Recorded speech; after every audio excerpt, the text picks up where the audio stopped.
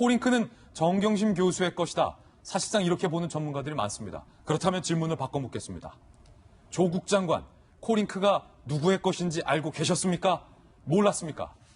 정경심 교수의 돈으로 코링크가 설립되는 동안 이 코링크가 무슨 일을 벌였는지를 주목해 볼 필요가 있습니다. WFM이라는 회사를 인수합병합니다. 원래 영어 교육 교재를 개발하던 회사였는데 갑자기 배터리 사업에 WFM이 투자를 합니다. 그리고 그때 당시에 미국의 전기자동차 회사 테슬라와 계약을 맺었다라는 소식이 알려지면서 이 WFM의 주식이 엄청나게 떴던 적이 있었습니다. 그런데 알고 봤더니 미국의 전기자동차 테슬라가 아니라 체코의 동명 배터리 업체였던 사실이 확인됐습니다. 이것도 알고 계셨습니까? 이민찬 기자가 보도합니다. 조국 장관의 가족펀드 운용사 코링크 PE가 인수한 WFM. 조 장관의 부인 정경심 동양대 교수에게 매달 200만 원의 자문료를 준 업체이기도 합니다. 그런데 이 WFM이 지난해 6월 전라북도에서 기술개발 사업비로 받은 6,200만 원도 문제가 되고 있습니다.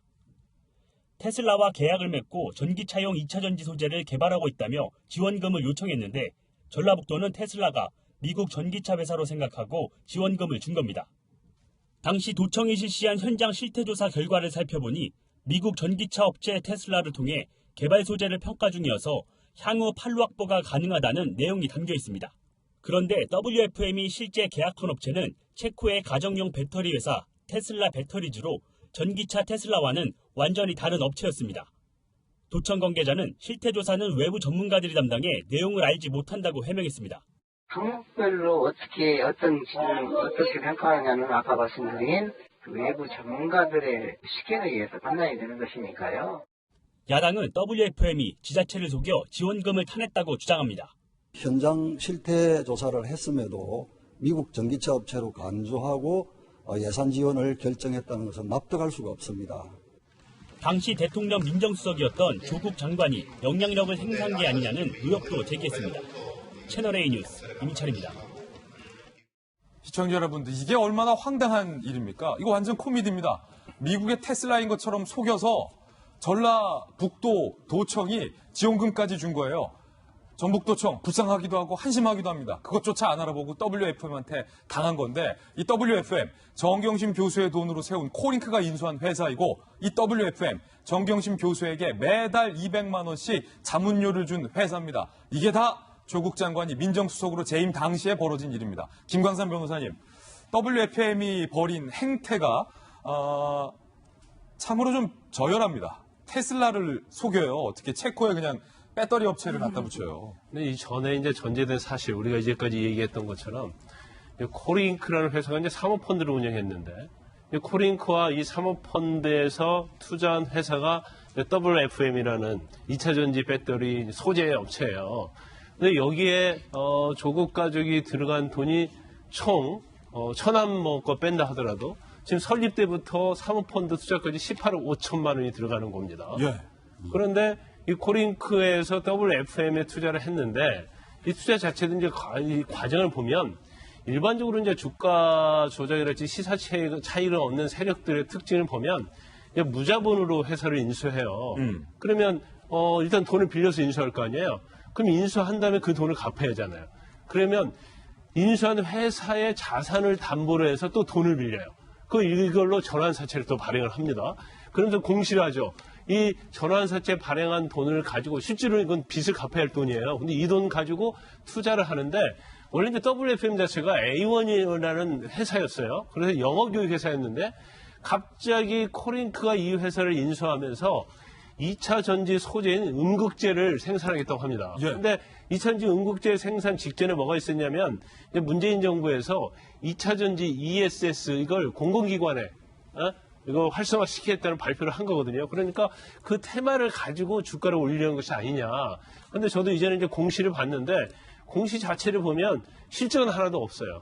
근데 계속적으로 뭐 테슬라와 MOU를 체결했다랄지. 그러니까 주가가 계속 오른 거죠. 그렇죠. 쭉쭉쭉. 이제 그런 식으로 해서 결국은 한 7,000원까지 올라요. 어휴. 그래서 주식이 다시 떨어졌다가 다시 이런 공시를 해서 또 오르고, 또 뭐 전환사채를 발행하게 됐다고 해서 또 올랐다가 또 떨어지고. 그러면은 그 테슬라가 아니라 저짝 테슬라를 갖다 붙인 이유도 주가 띄우기 위해서였다는 거예요? 그렇죠. 이제 개미들이나 이제 소액주주 입장에서 보면 테슬라? 그럼 미국 테슬라 아니야? 그럼 전기차로 세계에서 제1 회사 아닙니까? 아니, 이거 전북도청, 속은 전북도청은 뭐 하는 거예요? 그러니까 그거에 대해서 이제 어떻게 했는지 모르겠어요. 근데 이 WFM이 또 군산에다 공장을 짓겠다고 또 공시를 한 적이 있어요. 예. 그러니까 근데 전라북도 입장에서 보면 우리 도에다 공장을 줘서 결국은 뭐 취직할 인원도 해주고 회사 도에 어떤 세금도 내고 하니까 이걸 굉장히 긍정적으로 평가했는데 실제로 그에 관한 이제 전문성이 없었지 않았나 싶습니다. 예. 근데 여기서 이제 중요한 것은 이 18억 5천만 원이 결국 조국 가족이 투자를 한 걸로 돼 있는데 먼저 설립 과정이랄지 그걸 다 제외하고라도 그러면 WFM이 주식이 7천 원까지 오르고 내렸다 하는 과정에서 제가 볼 때는 아마 코링크 P나 아니면 세력들이 시세 차익을 굉장히 얻었을 가능성이 크다. 그러면 이 돈이 어디로 흘러갔을까? 이게 만약에 어떤 지금 검찰이 제가 볼 때는 이 부분에 중점을 두고 자금 추적을 하고 있는 걸로 보여요. 근데 만약에 이 돈 자체가 만약에 하나 가족 조국 가족과 관련된 부분에 있어서 이게 배분이 됐다고 한다면 이것은 일파만파 엄청난 큰 사건이 될 수가 있는 거죠. 작전 세력의 행태와 닮아있다 이 말이에요, 지금 코링크가?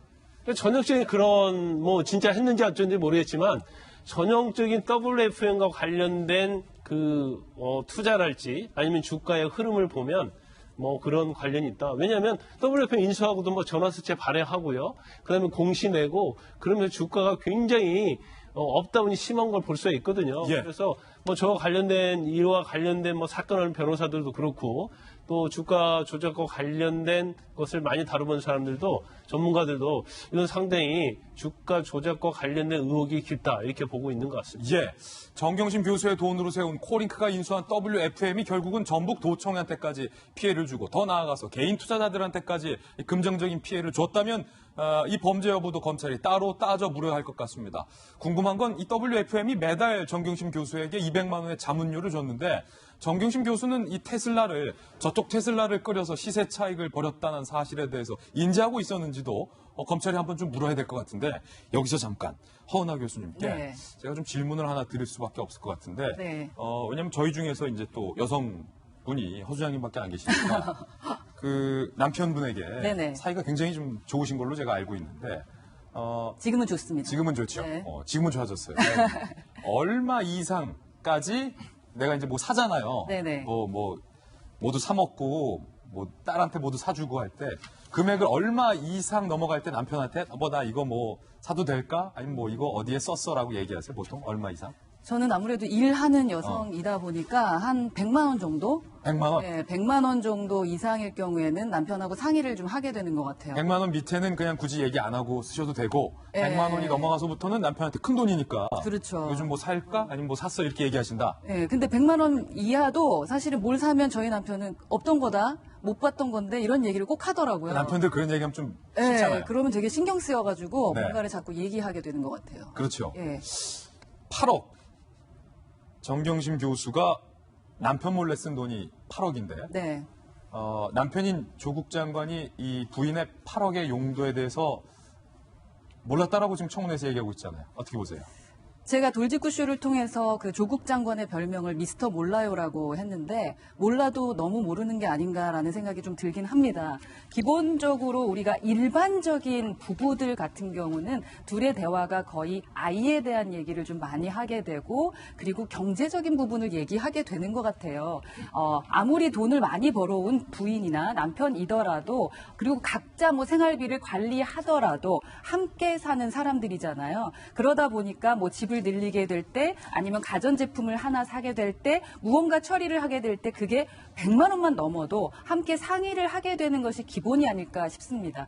근데 이번 조국 장관의 사건을 통해서 우리 50대 남성분들 진짜 많은 기대를 하게 되지 않을까 싶어요. 어떤 혹시 기대요? 우리 부인이 나 몰래 저렇게 큰 돈을 좀 숨겨놓고 돈을 불려주진 않을까라는 기대를 할 것 같은데 대부분은 그렇게 간이 크지 못합니다. 그렇기 때문에 함께 남편과 상의할 수밖에 없는 것이 현실일 것 같고요.